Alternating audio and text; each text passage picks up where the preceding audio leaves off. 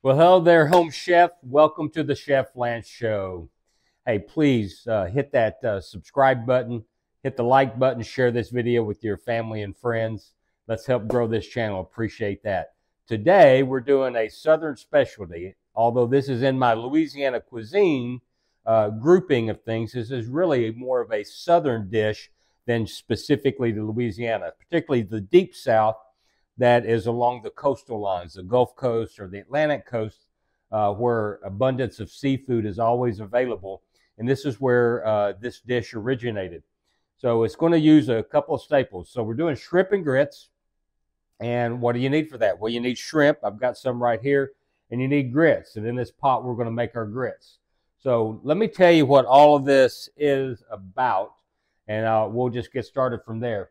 What I have already done before I turned on the camera was I fried up 5 strips of bacon, and I've left the drippings in the pan. This is what is called for. We're going to saute the shrimp in that later on. So I've got the bacon here. We will chop those up. Those will go in the shrimp at some point. But the first thing we need to do is cook our grits. So in this pot, it's white, looks like milk. There is milk in there. So there's milk, water, and salt in here. And I've got a whisk, and this, of course, is our grits. Now, this is an old-fashioned grits. You feel free to use an instant grit or a quick grit or something like that. But this is actually what we're using today is the old-fashioned grits. It's going to take a minute to cook. So I'm going to get that started. That'll take a little bit. Then as it's almost finished, then we will saute our shrimp. We'll go over that, all of these ingredients for the shrimp. And we'll get started there. So let's turn on the fire. I get the right one here.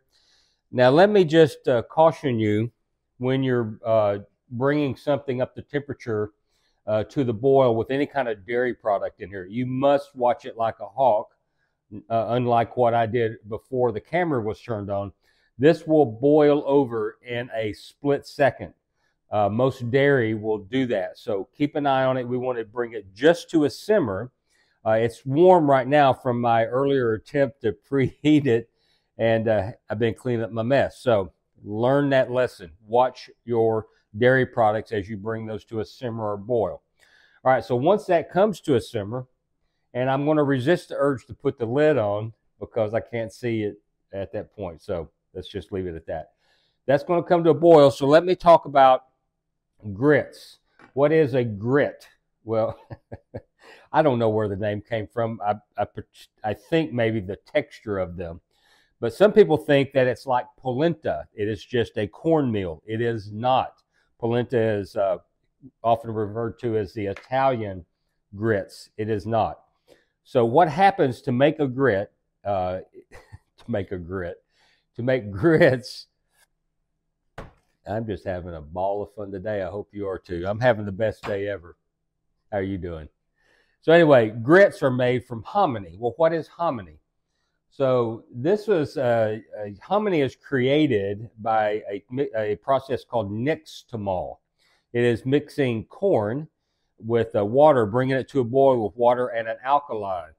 Did I say that right? Anyway, sometimes in the past, lye was used. Now I think the more common thing, at least at home, for people who enjoy that process is to use a pickling lime, calcium something. Anyway, that is an alkaline very high on the pH scale. And you bring it to a boil, you let it soak overnight, and that actually breaks through the husk of the corn, and then it's rinsed several times to get rid of the husk and remove that. Well, what that does is it actually releases vitamins and nutrients in there. So over the centuries, we've learned when corn was introduced into Europe and various places, and this process was not utilized, and corn was a major staple in their diet, they got all kinds of nutritional deficient diseases. And so this opens that up, makes the vitamins and minerals more available from the corn. And so what happens is that process, nixtamal, once that corn is rinsed, that is then what's called is hominy.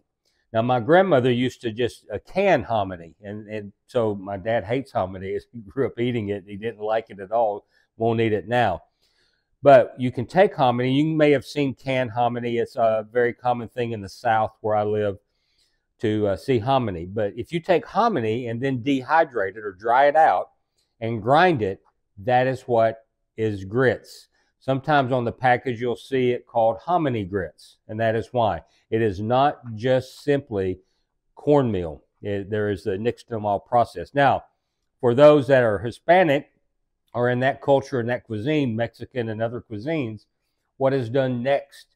They take the hominy and they grind it, and it becomes a masa, wet masa. The commercial processors will then take that and dry that out. You can buy bags of masa that is dried out already, like a cornmeal or something like that. It's best when you're making things like tamales, nixtamal tamales, to use a wet masa. And the masa is also used to make tortillas, fresh corn tortillas that'll knock your socks off. So it is a process that has been used for centuries, and that's where grits come from. So I'm going to cut right now and come back in a few minutes when this has come to a simmer, and then we're going to carry on with starting our grits and getting on with shrimp and grits. See you in a minute. Well, so at this point we had a microphone failure, a little technical difficulty, so I have no audio with the video. So I'm just going to give you a quick voiceover. So what I'm doing here while I'm waiting on the grits or the liquid to come to a simmer, I'm going to grate my cheddar cheese and I'm putting into the grits. We're going to have a cheesy grit. Now you can use cheddar's commonly used, whether it's mild or sharp or medium. That's strictly up to you. What I probably should have done, and it's not a deal breaker here, but a white cheddar would have been really nice in the grits, just to continue that whiteness of the grits and the cream that's going to go in that later. But I picked up yellow cheddar, so there you go. I'm grating that. And please use freshly grated cheddar. Don't use the bagged shredded, because there's all kinds of starches and things on there that we're not sure about. So anyway, freshly grated cheese. Now I'm putting in the grits, and so I'm using a whisk into the liquid, and you just want to gradually pour in the grits and whisk at the same time to avoid lumps, because once you get a lump in while you're making grits, they're incredibly difficult to get out. So and also remember too that this is a hot bubbling liquid that begins to thicken immediately as soon as you add the grits, and so that makes it go bloop bloop bloop bloop with the big, heavy, almost like a burp. So if that hits your skin, it will burn the dickens out of you. So be very careful while you're whisking this in and as you continue to stir it. So by the way, as the grits cook, you're going, especially early on in the process, you're going to want to stir frequently, just to prevent scorching on the bottom and make sure that you eliminate any lumps. So now we just want to get the temperature going back in our saute pan. We're getting ready to prepare the grits. We're going to add our oil to the pan. Again, this is my cooking oil. I use half canola oil and half clarified butter. I'm going to put that generously in the pan. Then we're going to start adding the other ingredients. So now the shrimp, I think if I recall, I had about 2.5 pounds of shrimp, and a pound and a half would have been sufficient. So I don't use all of them here.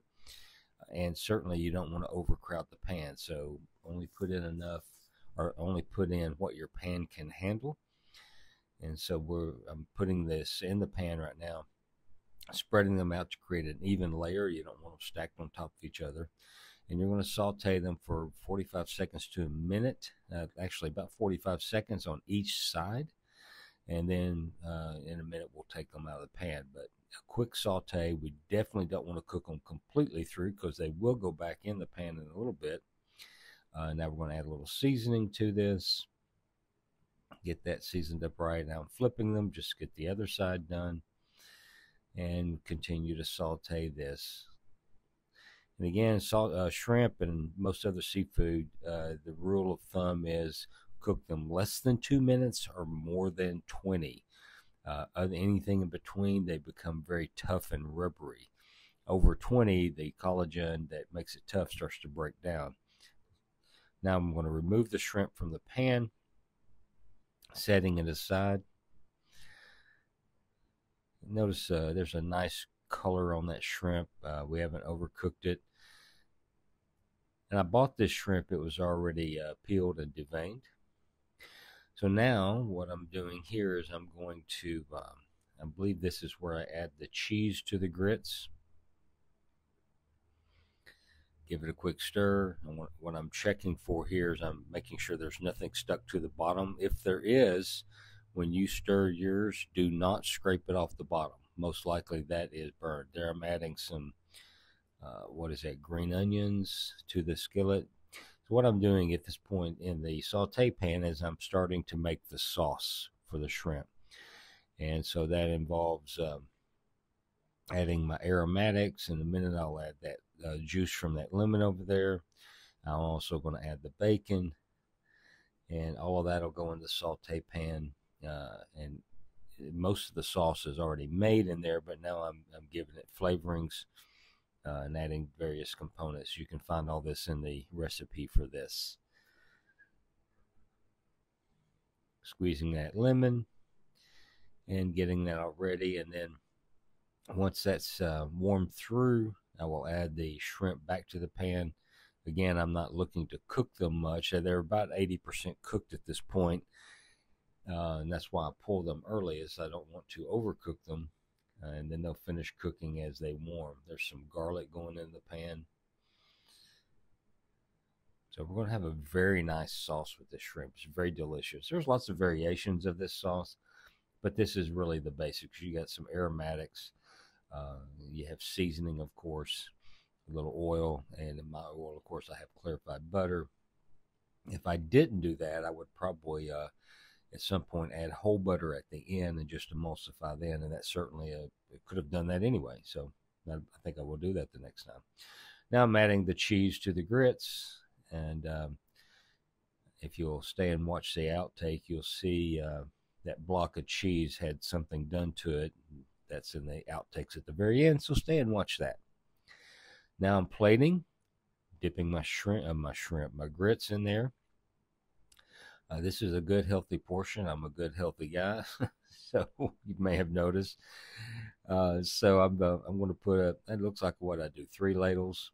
Now I'm going to spoon up the shrimp, and I like shrimp. So what I'm doing here is I'm coating the shrimp with that sauce. It's not an abundant amount of sauce. It's just enough to coat the shrimp, plus a little extra. And then I'm spooning it in the middle. You can see some of the aromatics and other things coming out. So it is really, really looking at it. And at this point, it just smells fantastic. So I like a lot of shrimp, so I'm going to put a lot of shrimp on the plate. Now I'm going to garnish with some fresh chopped parsley, add a little color. That's getting done. Very nice. And here I am. I'm finished. And I'm announcing to the world that nobody can hear, but I'm announcing this. Now I'm tasting it. And when she came over, we had a conversation. She grew up, spent most of her young life, early adulthood in California.